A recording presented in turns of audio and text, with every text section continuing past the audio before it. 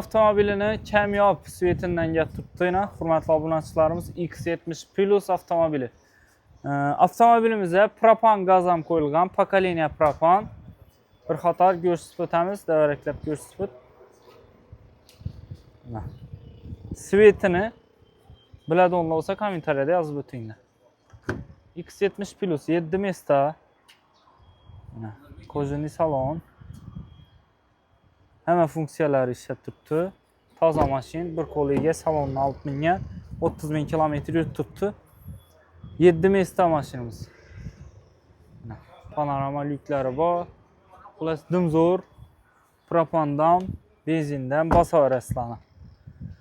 Bahosi 300 million so'm, oldindan 100 million to'lov qilsangizlar, oylik to'lov 6 250 ming so'mdan chiqib turibdi. 5 yil muddatga haydab ko'rib, ustalaringizga tekshirtirib olaverasizlar. Mashinamiz Qo'shko'pir avtomarketda sotuvda turadi. X70 Plus chiroyli bo'ladimi? X90 Plusmi? Kommentariyada yozib o'tinglar.